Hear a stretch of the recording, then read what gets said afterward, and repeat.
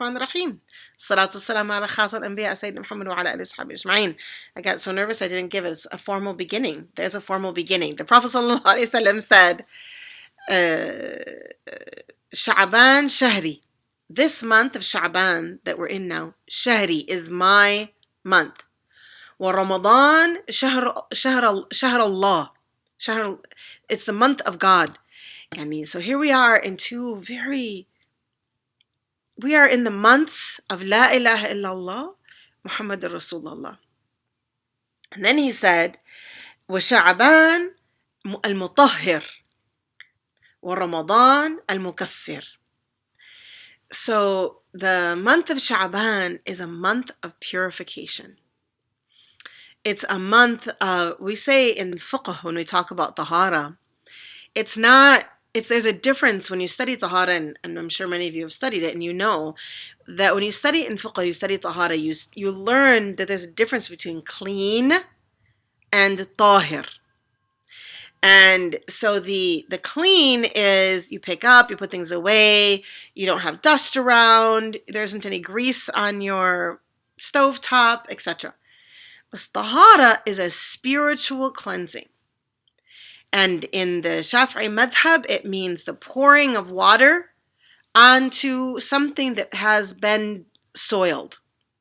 So, for example, yesterday, my granddaughter, Allah Khaliliyaha, she had a little accident.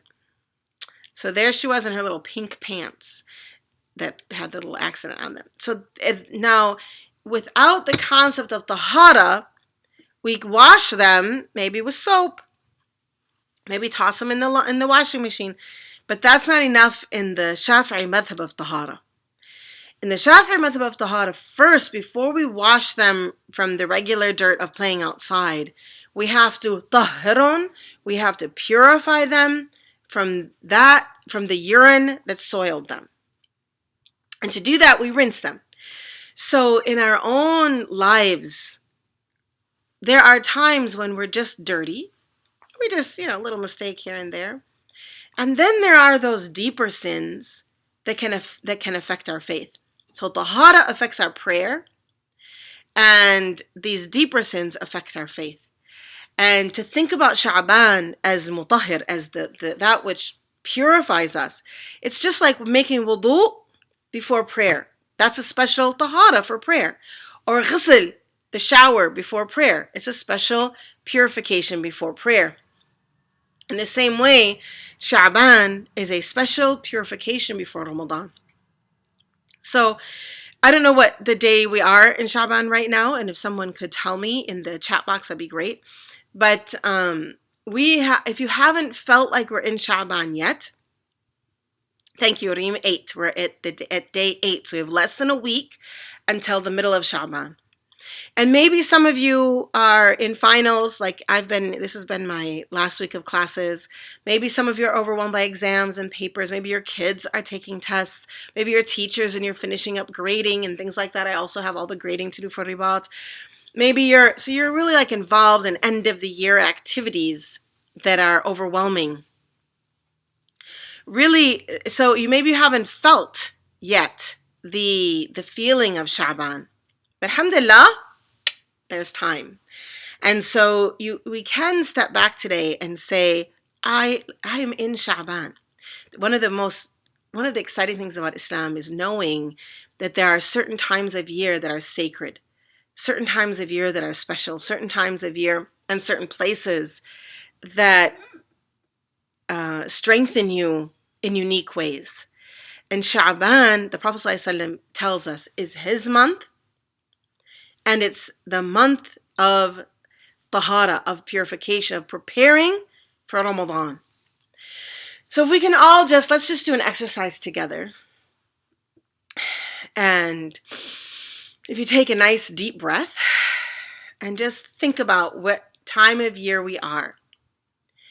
May is what comes to mind first. Graduation period comes to mind, maybe post Mother's Day, all important times of the year. But let's go deeper than that and think about Sha'ban. And think, what have we done so far in this month to prepare and use it as the tool of purification that it is?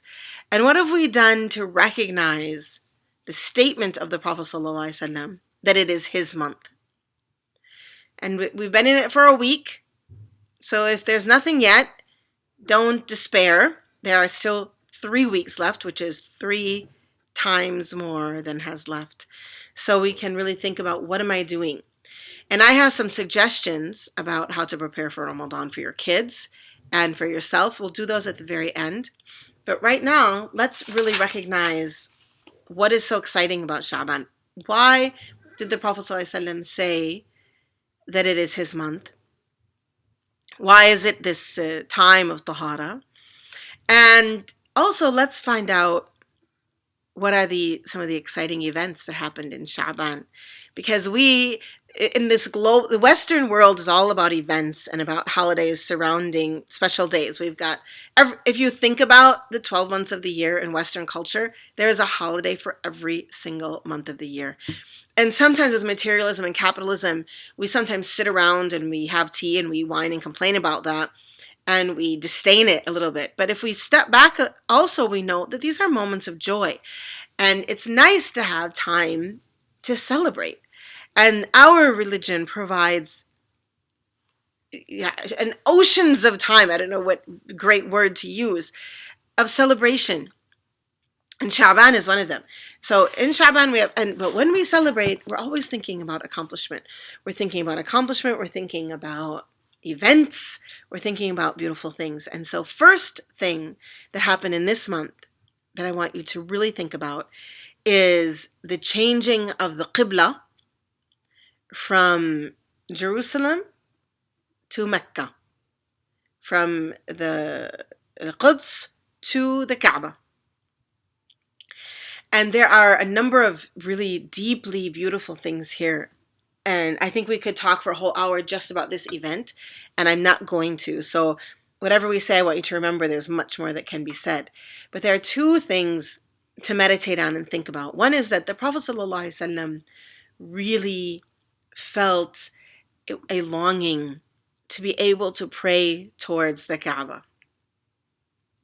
His heart was feeling that direction towards that point of the Abrahamic faith of Ibrahim, of this great accomplishment of building this very first house for the worship of Allah subhanahu wa ta'ala. And it's said that he out of good manners and behavior with Allah subhanahu wa ta'ala, he never said to Allah, he never raised up his hands and said, Ya Allah, change the Qibla for me. He had perhaps you could say a nostalgic feeling in his heart towards the Qibla. And Allah subhanahu wa ta'ala answered the quiet dua of his heart. So what I want you to hear here is I want you to believe in dua. The dua of the tongue and the dua of the heart. I want you to recognize that in this month of Sha'ban, where the Prophet ﷺ is saying, this is my month, he's telling us about the power that lies in this month, which includes the reminder that the dua of your heart is answered. So when something is in your heart, bring it up to your tongue and say and speak to Allah subhanahu wa ta'ala and ask for the things that you want and need. The other thing I want to think about in this Tahwil al-Kaaba, this movement of the Kaaba, is a recognition of the respect and embracing of the other Abrahamic faiths, Judaism and Christianity, that Islam is proud of, and yet the very clear statement that we are not a continuation as in the same exact space, but a continuation in that we've gone to the next step. And when you're living in Western cultures, and some of you are not, but when you're living in, and we could say in globalized cultures, sometimes Muslims are made to feel inferior. Sometimes we're made to feel like our cultures are somehow less important or less advanced than Western culture. And while I do think that Muslims have a lot of reflecting to do about our cultures because of the results of things like colonialism, post-colonial trauma, dictatorships, etc., I also think that there's great healthy pride in recognizing the beauty of our religion and its elevated thinking and practice. And its elevated thinking and practice. And this is a month to be thinking about that. And when we think about this changing of the Qibla, we move away also from any confusion about hierarchy as far as who came before, and we move to clarity about hierarchy of the statement of faith, La ilaha illallah Muhammadur Rasulullah. Now, I don't want anyone to misunderstand that for me to be saying that it's acceptable or allowed to go to the people of other faiths with arrogance. I'm not saying that, and I don't believe it.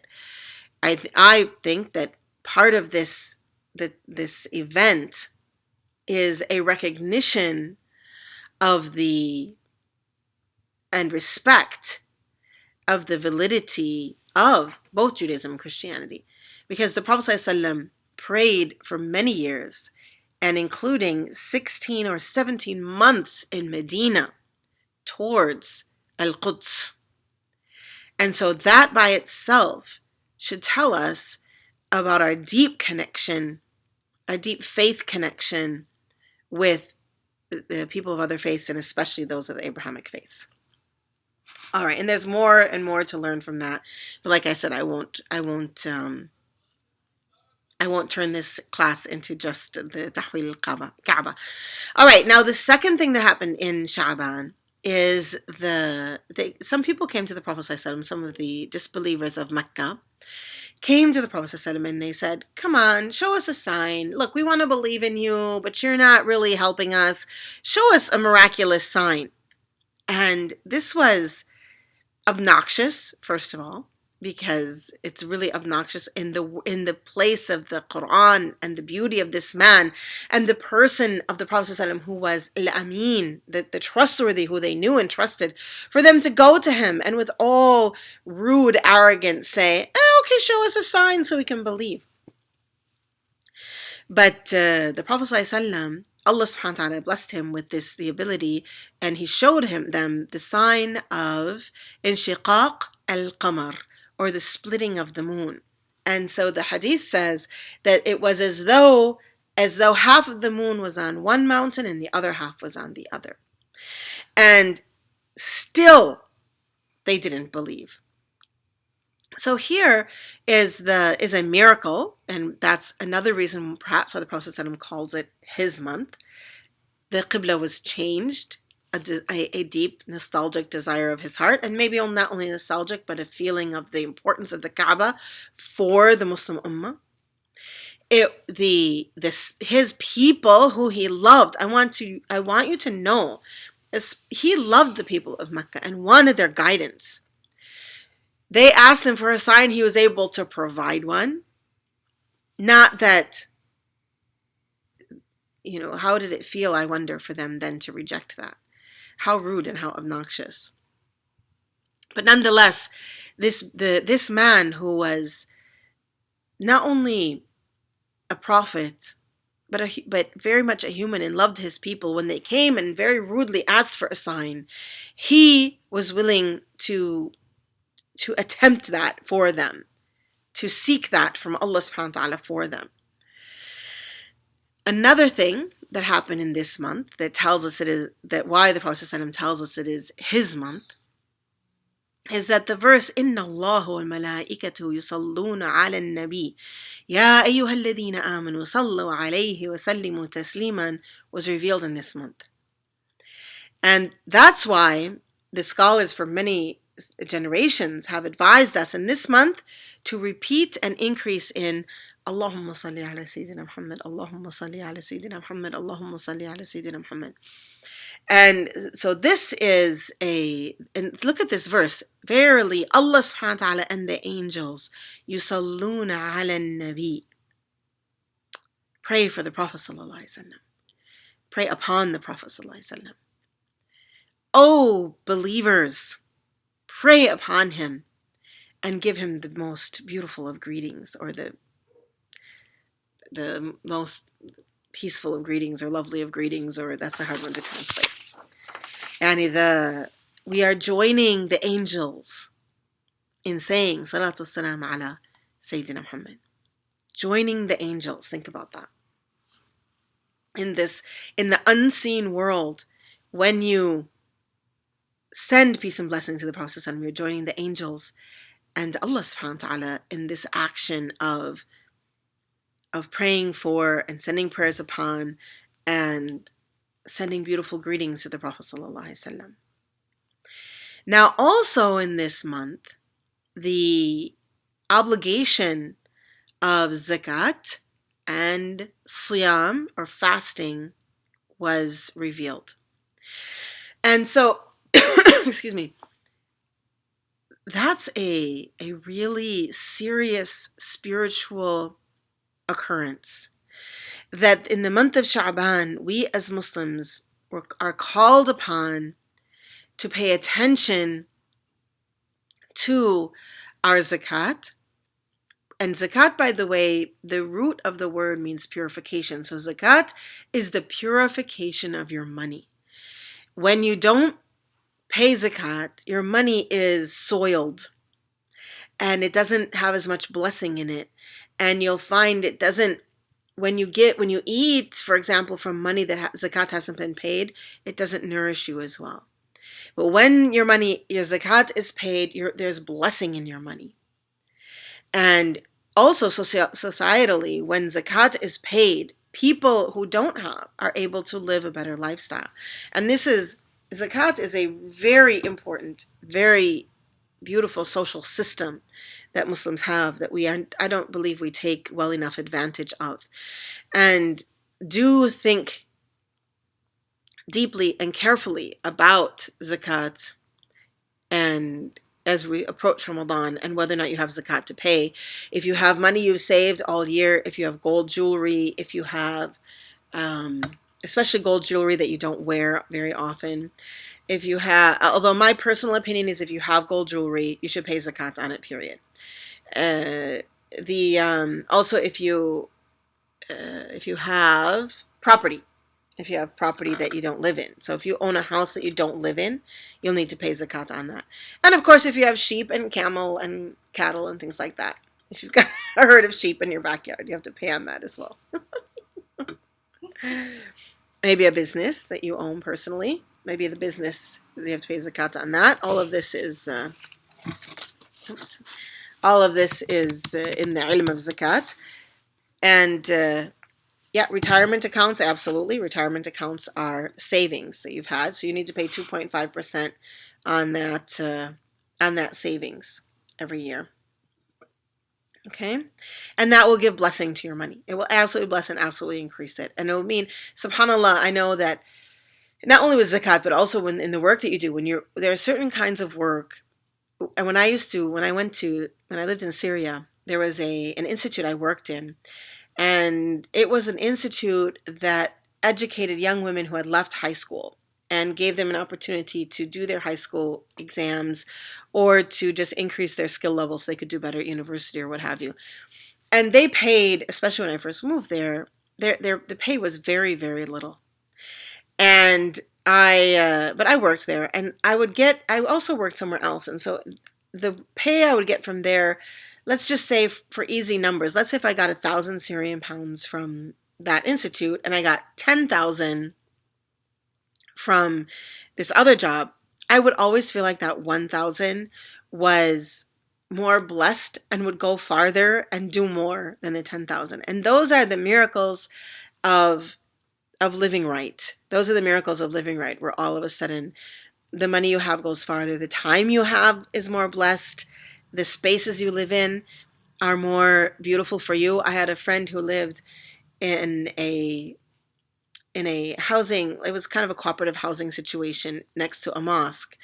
And her space was one room that included the kitchen, the bedroom for her and her husband and her son, the living room. All of it was one space. There were no walls that separated it. And she had to share a bathroom with the other people on the floor. And remember, she was a mom of a young child. And she told me, she said, "SubhanAllah, sometimes I'm in my room and I feel like it's tight and small and constricting, and like I just gotta find a house and move out of there. And sometimes I'm in there and I feel like there isn't a house bigger than this, and that it's wide and beautiful, and there's nothing I want more than this in the world." And we talked about how that has an indication of her spiritual state at that time. And that's really, those are some of the secrets of our living right. Living right has and the blessing that we get from that. Now, I'm not going to answer those particular questions about zakat right now. I will answer them at the end for those who have them. I'm going to move on and continue this particular conversation about what happened in Sha'ban. So we said that the fardiyya, the obligation of zakat and siyam, was revealed in this month. And so we are preparing our bodies. We should all be preparing our bodies for the fasting of Ramadan. I admit to you that I'm not preparing my lack of coffee. I haven't been able to prepare that at all. I'm still drinking as much as I usually do. Although it is very good advice, and I give it to you from others. But with full acknowledgement that I haven't been able to do it, not yet, at least. Also in this month, we have in this month the lifting of our deeds to Allah subhanahu wa ta'ala. And we know that Allah knows all things. And He knows what we've done and what we'll do, because He's out of time, out of the constraints of time. But the display, that's what it is. That's the better word. The display of our deeds in this month, on the night of Anse Sha'ban, the display of these deeds are an honoring. It's almost like a yearly graduation, or like a yearly report, where the angels show and brag and boast about your deeds. Look, here's Iman, Managat, and here's the work she's done for her family. Here's how she's worked on herself. Here's the prayers she's done. Look at the fasting she's done. Here is the work she's done for Rabata and for her da'wah. Here's the money she's raised for this cause. Here is this, and in this great, beautiful sense. And it is the feeling that this is the time of year where that report goes up. So here is the time. Now, if you didn't know that before, you can start thinking about next year. So next year, you're ready for the report card. But the Prophet ﷺ used to fast a lot in this month because of that. Because he would say to Aisha radiallahu anha that he likes that his deeds are lifted and displayed while he is fasting. So that is another really important event that happens in this month. And it is said that it happens in this month on the 15th of Sha'ban. So we have a week before that. And we'll talk a little bit more about the 15th of Sha'ban in a minute. But one of the reminders we should take from this is the idea that we are being taught through this event, this yearly event, that the foundation of da'wah, the foundation of success, is work and deeds. And so we need every single day to make a plan and to fulfill that plan the best we can. And to intend to do good deeds. So now we can plan how many khitmas of the Quran do we want to have read next year. And how beautiful that we can start the year in Ramadan. What a beautiful idea that we'll start this spiritual year in Ramadan and hopefully get as many full readings as we can, and then go into the year with a big boost and ready to do many, many, many good deeds so that we come to Nisf Sha'ban next year and our display is richer and our report is longer, and we have more good deeds and more that we've done and more that we've fulfilled. And the more Muslims in the world who do this, the more of us that come together and really work hard during the year, the more possibility it is that we will really start making a change in all the painful stuff that's going on.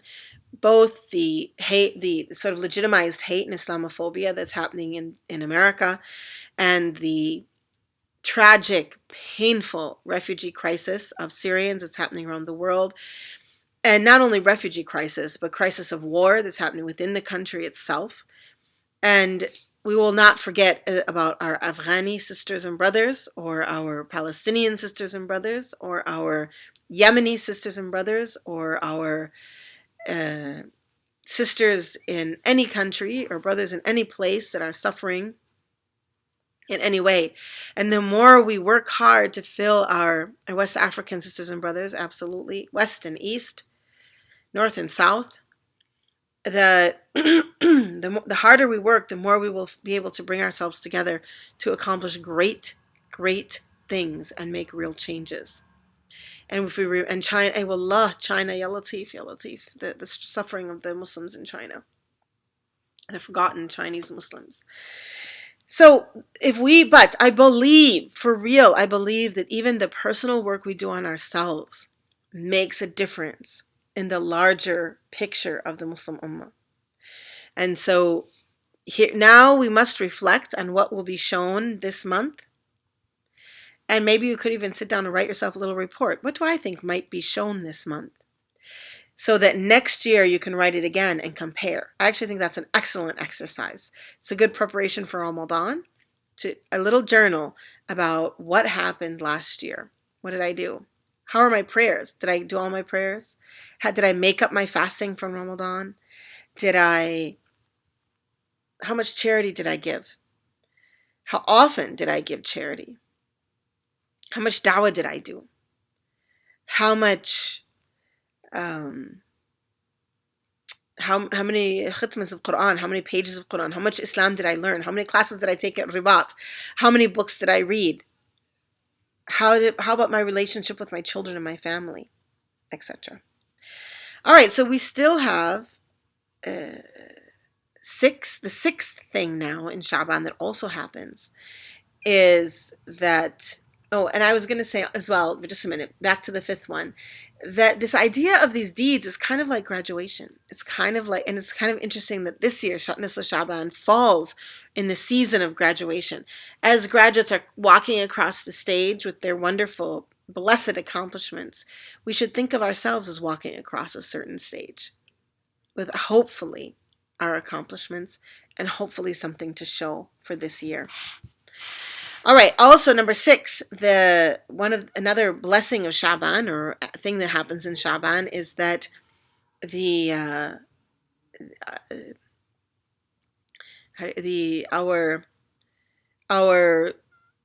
our end of life, if you will, if you want to put it like that, will be written.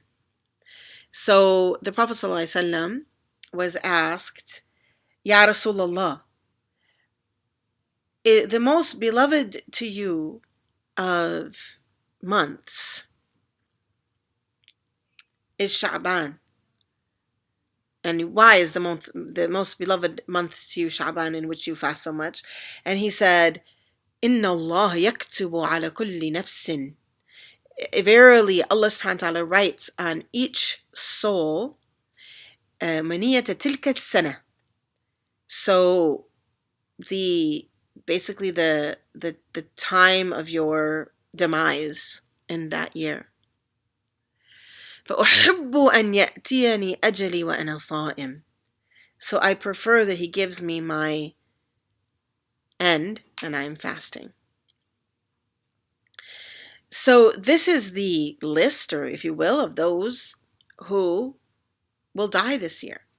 And my sister-in-law died this month, or last month, and one of the things I thought about is how for a whole year, since last Sha'ban, it's been said that she would die this year, and written, and the angels knew, and the angels knew. And so this is an important time to think about, and to think about as we look at our report card for last year. We really plan knowing that we don't even know. We don't know. No human being ever knows when their final demise is. Also, your rizq, your provision, your rizq, your provision is written for this year, during this month. And that is not just financial provision. It is general and specific. So even the general provision of the world, it is outwardly and inward. So what is your rizq for this year?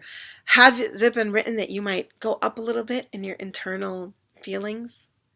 It's something to be praying for. The Prophet ﷺ said that he taught us to make this dua. Allahumma ij'al awsa'a rizqaka alayya 'inda kibr sinni wa inqita'a umri. Make it so that my widest provision is at my old age and the end of my life. It's true that when we talk about provision being written and life being written, but it's also true that our dua comes out and pushes against that.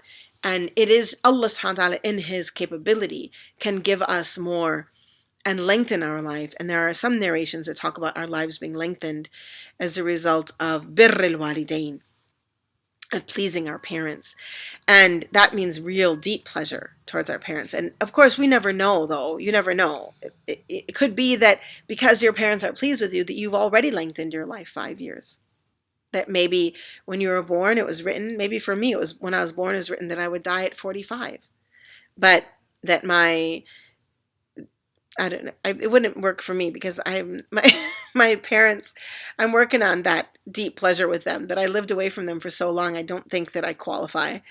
But I want to make an example of myself, because I don't want to talk about somebody else having been written their day. Let's talk about my sister-in-law. She was birra. She really pleased her parents. Perhaps it was written for her that she would die 10 years ago, but because of this beautiful birr, that it was extended. But in the end, it's still, she's written. It's written for her by Allah subhanahu wa ta'ala, and we don't get to choose. We don't get to choose. But we can ask Allah for more rizq. We can ask Him for more, and trust that He will provide for us in our financial provision, in getting out of debt, in our internal conviction and addiction to the Quran and such things. All right, well, we're getting there. Number 8, of course, is that this is the month within which is Nisf Sha'ban, and we're going to talk about that. But we'll talk about that in just one second. Let me just say that this is the Prophet ﷺ also said about this month. He said, they asked him, you know how I love these. They asked the Prophet ﷺ, it says, سُئِلَ النَّبِي, what is the best fasting after Ramadan? أفضل الصيام أفضل الصوم أفضل بعد رمضان. فقال شعبان لتعظيم رمضان. So the best fasting is in Sha'ban to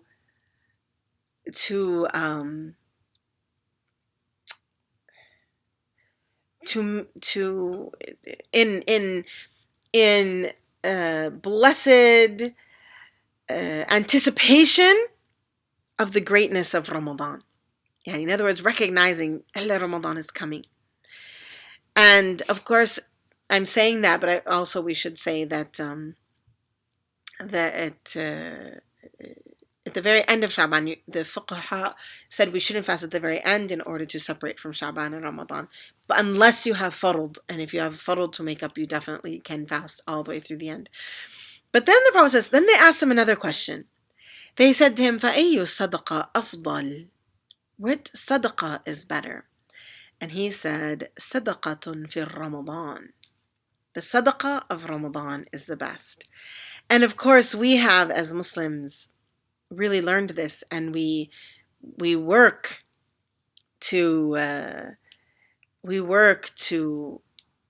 focus. Those of us who run organizations work to focus our calling on people for help in Ramadan, because we want people to have that blessing, that opportunity for charity in Ramadan. I think everyone should have a plan. Like, you're coming into Ramadan, you should have a budget and a plan, and your budget should be over what you usually expect to give, and you should give more because it's the best month, and every penny you give, you're the reward. Who knows how that will bless you in the year to come?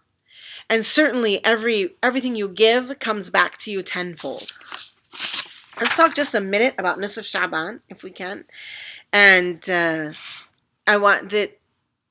Yes, thank you, Greta. The zakat is very specific. There are two different types of zakat of Ramadan as well. There's one which is, well, the first one is not Ramadan, it's just zakat al-mal, which is the zakat of your savings and wealth and money. And then there's the zakat al-fitr at the very end of Ramadan that purifies your fasting from any mistakes.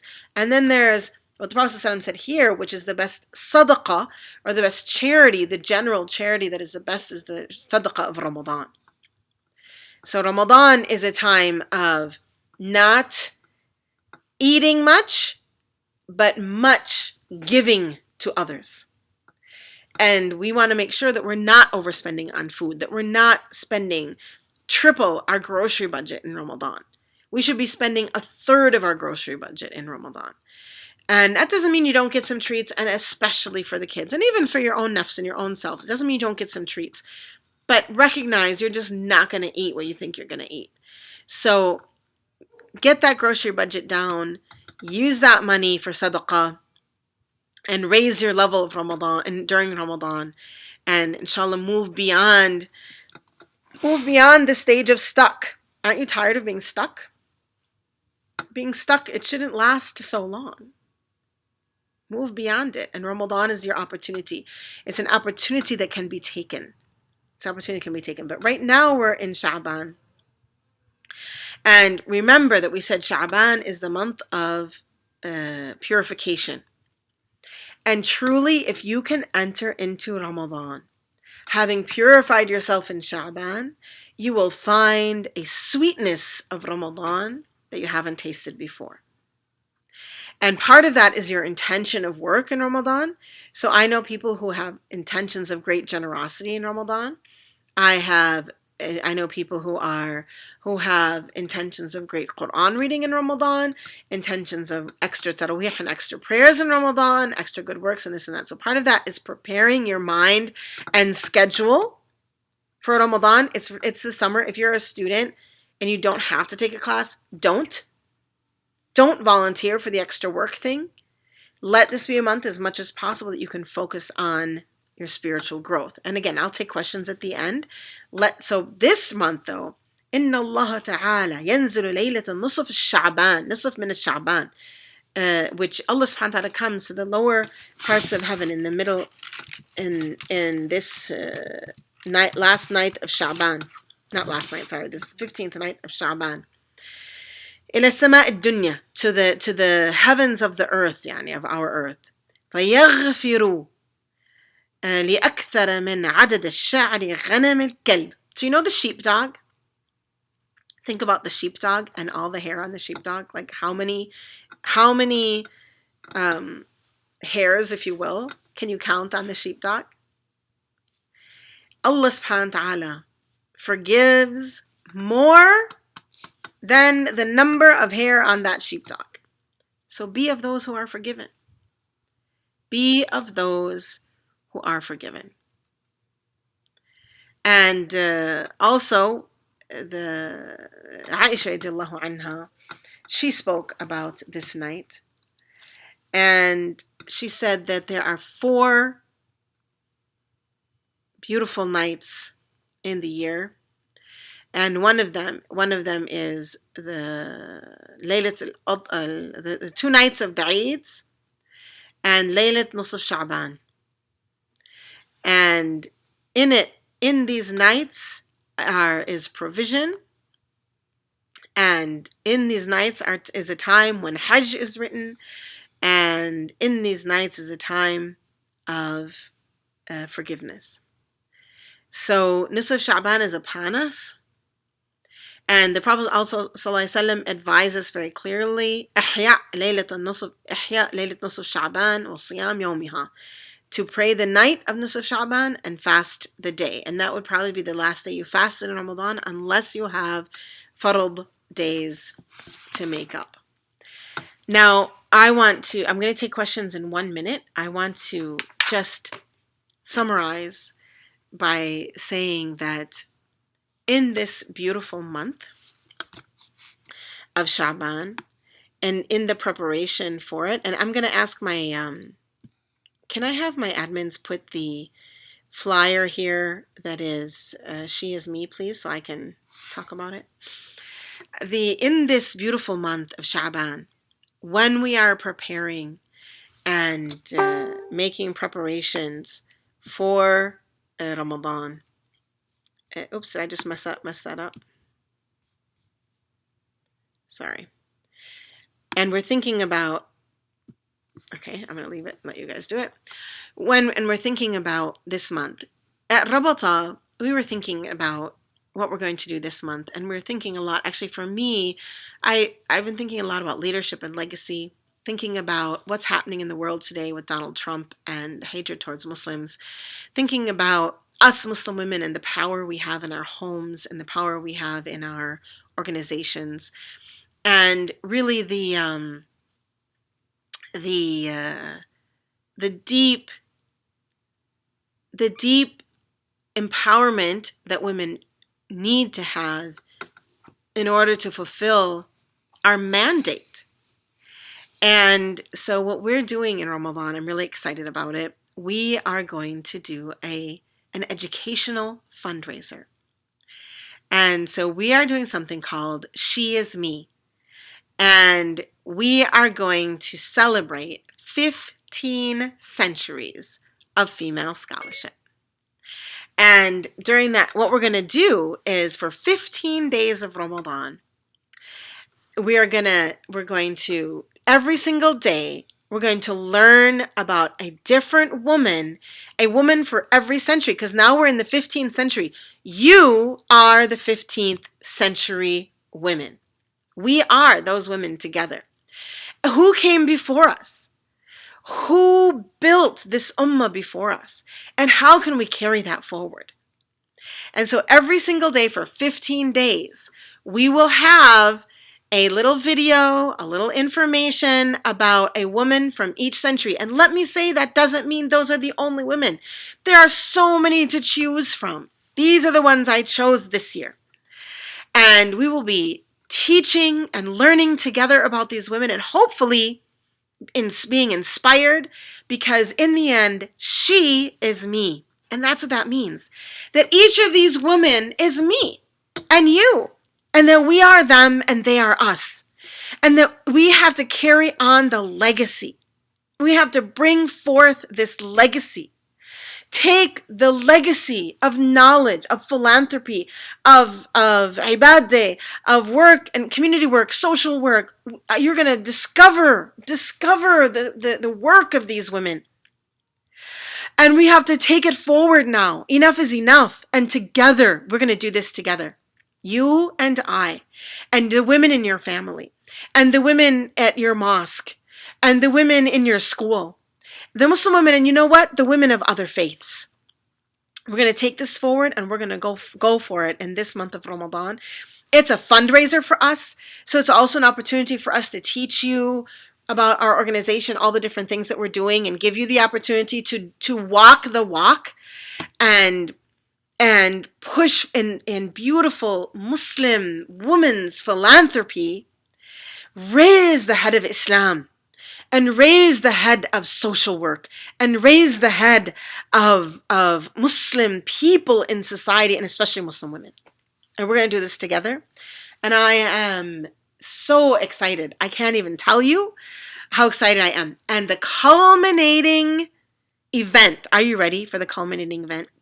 The culminating event on the last day of the 15 days of this fundraiser, educational fundraiser, because we shouldn't be asking for money or talking about money unless we're learning, unless it's all coming together and we're learning. And so at the very, and we're working together and we're learning that money is part of the work that we do, that when we give money, it's part of work. So it's all related together, and we should all be doing this work together. The very end of this fundraiser, this educational fundraiser, this celebration of 15 centuries of female scholarship and this idea, I want to say, it is not my idea. I wish it were, because it is brilliant.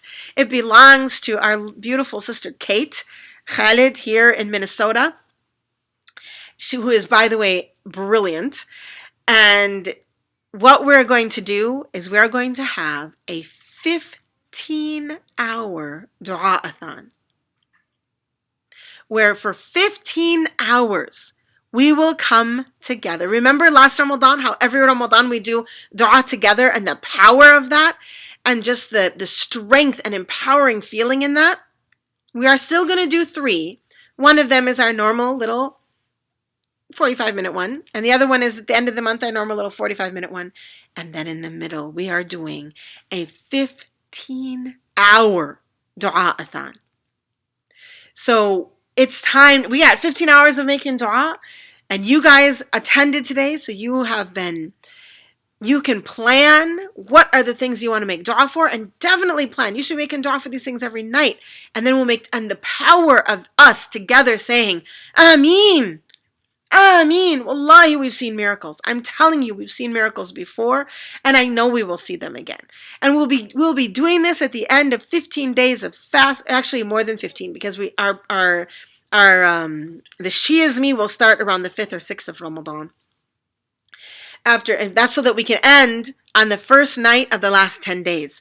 So that dua will be happening after we've given money, after we've learned, after we've fasted, after we've prayed. And then as we enter into the last 10 days of Ramadan, we put our hands up together, inshallah, we're going to be making dua, and we will become the 15 centuries of women. We will become them. We will embody them and personify them in all of their good qualities. And we will carry that forth into a new century of female scholarship, activism, philanthropy, solid, healthy, beautiful families, solid, healthy, beautiful communities, sisterhood together, that we really work together and lift each other up. Don't tear each other down, but lift each other up and care for one another. So I am this is my day to tell you about it, and I'm so excited to tell you about it. I'm excited about it. I feel like there's just all sorts of exciting things that will happen with it. I'm excited to share it with you, and most important, I'm excited to bring the legacy of our leaders forward so that we can take that legacy and move forward and be leaders as well. So the leadership and legacy of Muslim women will continue and increase and grow, because now we are in the age of women, and now it is time for us to take up these banners, this standard, and walk forward in strength and togetherness and really love for one another as well. So alhamdulillah, can't wait to start, and you'll be looking for us. This is just the teaser there, and we are very excited about it, and we've already received commitment from people who've just heard about this, and the amount in over $10,000, and I'm really excited about that, because that's a good, blessed sign of the ability to carry forth the legacy. So I'm really excited about that. And we are not taking money from anyone until Ramadan, so we can fulfill what the Prophet ﷺ said about the best sadaqah is sadaqah fi Ramadan. But we are certainly hoping for the funds that will help us grow and make and be able to draw forth those 14 centuries of legacy into the next 14 centuries, or at least the next 14 months or more, inshallah. All right, alhamdulillah. So, Allahumma salli wa sallim wa barik ala Sayyidina Muhammad. And I will take questions now. I don't know if I have any other announcements, then maybe my admin could let me know. But otherwise, I can take. I'll start taking questions. Okay. So and if you put questions in before, it means that I've missed them. So if you could put them in the bottom, I would be happy to. If you could repeat them, I'll be happy to take them. So Miriam says, when we die in our is also when we are womb before birth. Okay, when we die. So this is a narration of the Prophet ﷺ.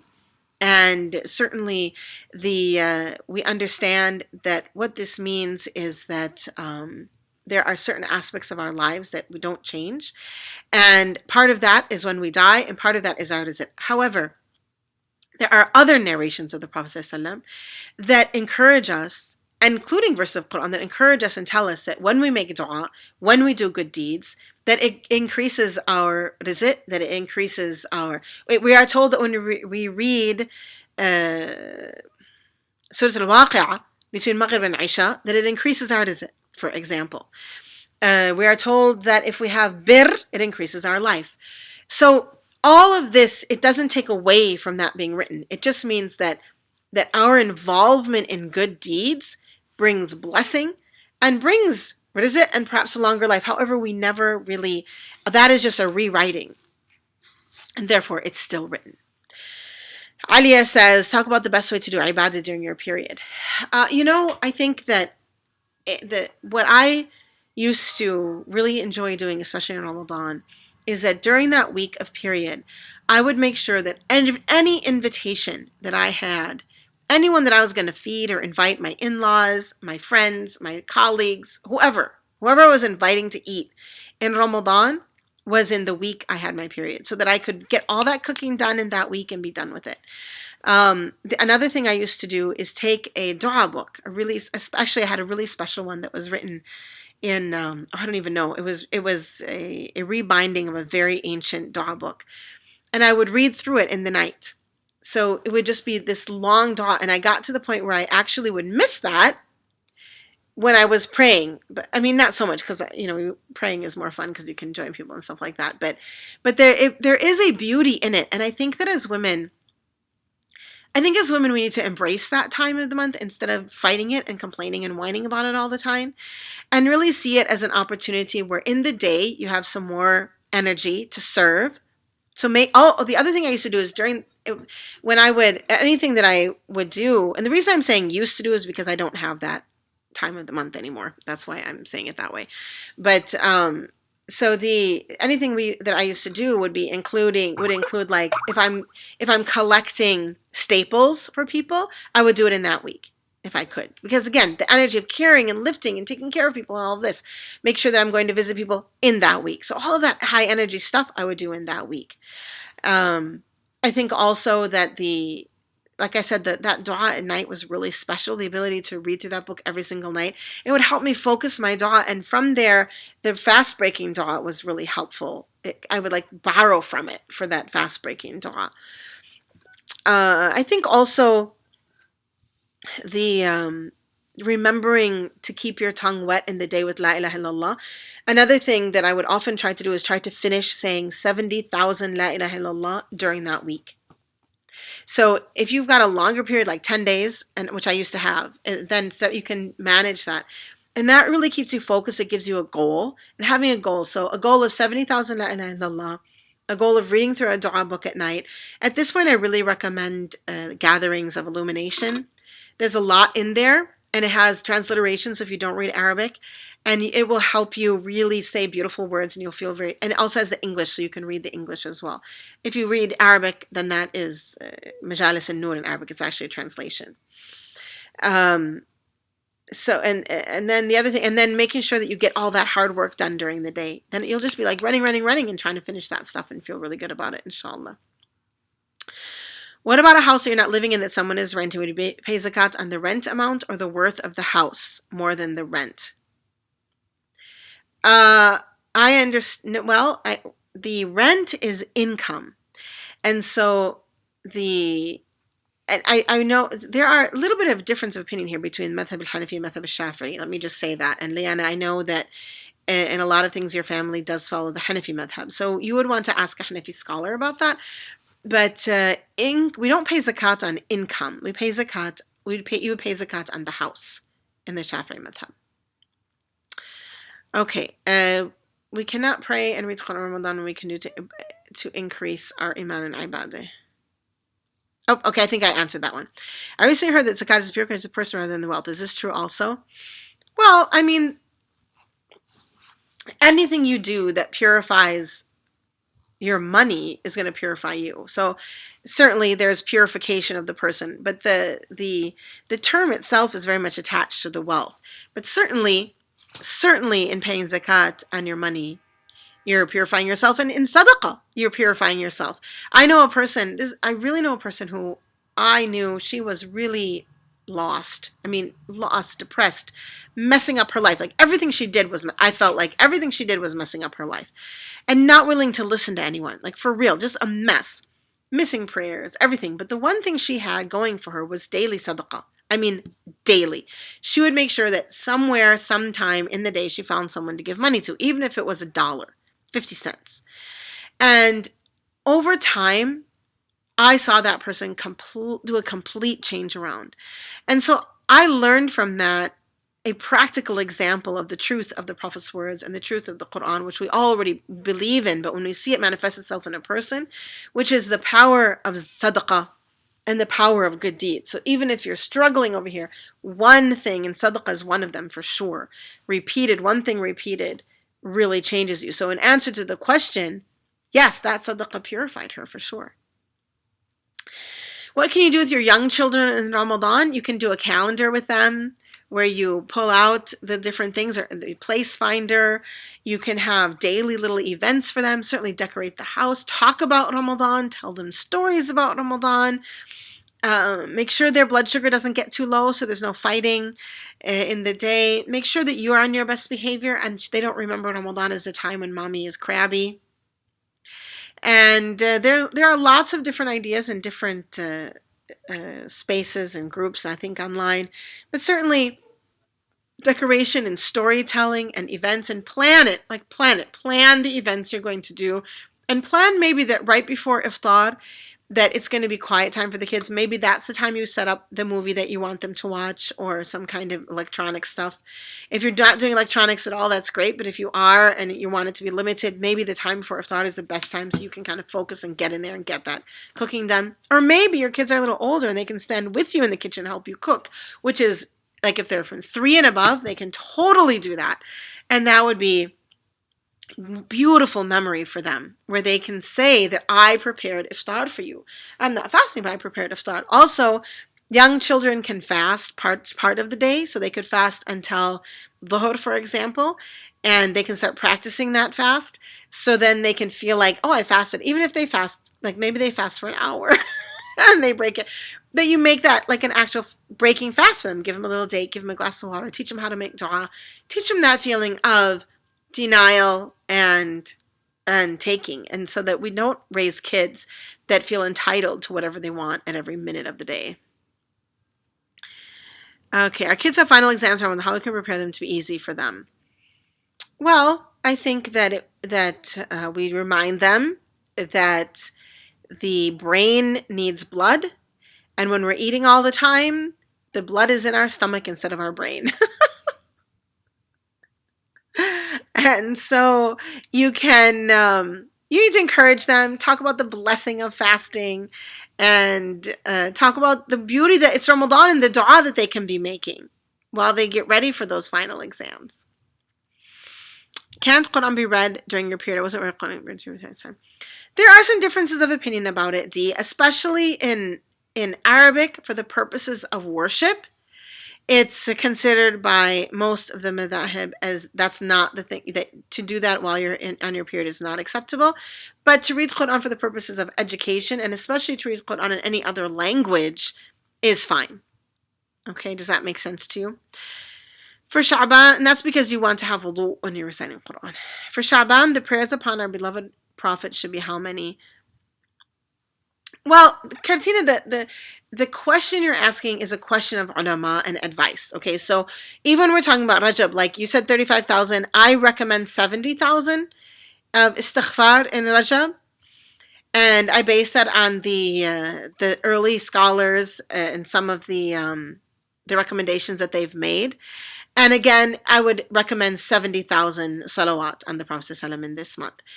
But just for clarity, that's not because there's a hadith about it. It's because that's a number that early ulama have recommended. And because the human being is very attached to having a goal. All right. And it looks like that might be all of the questions. Oh, no, inshallah, the difference is deeper, inshallah. Oh. Does it mean something if you're having a lot harder time getting your salawat and then istighfar? Well, I mean, it's a new thing, and sometimes you have to. Of course, you can still do them. There isn't. It's not like a hard and fast rule. Of course, you can still do them. And I think that the salawat liyana is all about developing that relationship with the Prophet ﷺ. It's a longer sentence, a little bit, stickier on the tongue. I think it just means that it needs practice.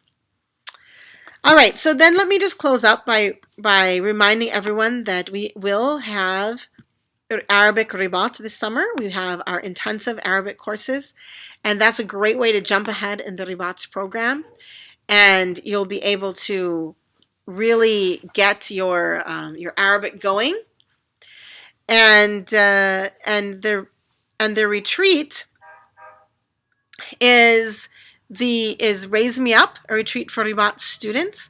And so I do want you to register for that. I understand that we may be out of beds, but that doesn't mean we're out of space. So definitely jump on and register for the retreat. It's called Raise Me Up. We're going to have the teachers of the Ribat program, as many as can make it, are going to be there with us. And we have a really exciting program for you. And it's really a time of also pushing forward that leadership and legacy and doing it together and creating a sisterhood and love for one another during that time. And that is August 3rd to the 7th here in Minnesota. And that picture is a picture of the actual place we are going to be. So that's really exciting. What I mean reading Quran for education, I mean if you have to look something up, if you're reading it to understand something, not with the intention of worship. Okay? And Ayla, I don't believe we're having another live stream during Sha'ban unless we do one on actually Nusuf Sha'ban to make dua together. We don't have that planned yet. We may not. I don't know what my schedule is on that day. But we will have a number of live streams in Ramadan, including I believe the 9th of Ramadan, maybe June 11th, the 5th of Ramadan, which I believe is June 11th. And June 11th. And also some later of course, we will have daily ones for the She Is Me Leadership and Legacy. We'll have daily stuff going on, including at Taraweeh time, every single day during Ramadan, every single day. I will give a lesson after Taraweeh here in Minnesota. We will be doing Women's Taraweeh at daybreak for daybreak days, and we will live stream the lesson after the prayer every single day. So you can come on and watch that lesson every night while you have, wherever you are in the world, day or night or what have you. Okay? And then, of course, the 15-hour dua-a-thon will be June 26th, inshallah. It's not at 2 p.m. I don't believe. We'll let you know. Maybe it is. I'm not sure about that. Are you sure about that or about the admin MG? Inshallah. Okay. If you're sure, then I'm sure. Those are the kinds of things that don't stick in my head. All right. And have a wonderful evening, everyone. A wonderful day, I should say, on this beautiful Sunday. And if you're graduating today, or people are graduating, congratulations. Take advantage of this beautiful month of Sha'ban. Get excited for celebrating 15 centuries of female scholarship with us. Get ready for Ramadan. And be ready to study Arabic in the summer. And get ready for all the blessings of your life that Allah has waiting for you, and be ready to embrace them with your. Let's walk forward in Sha'ban with our arms open, and be ready to embrace our blessings with a positive attitude and a truly blessed spirit of hard work and willingness to uh, to link arms together and walk even when we're tired. Okay? Yalla, assalamu alaikum everybody. Sha'ban Mubarak, absolutely. And we'll see you in Ramadan very soon. Unless we jump on for Nusuf Sha'ban, which we might. Yalla. Assalamu alaikum everybody. Have a wonderful day.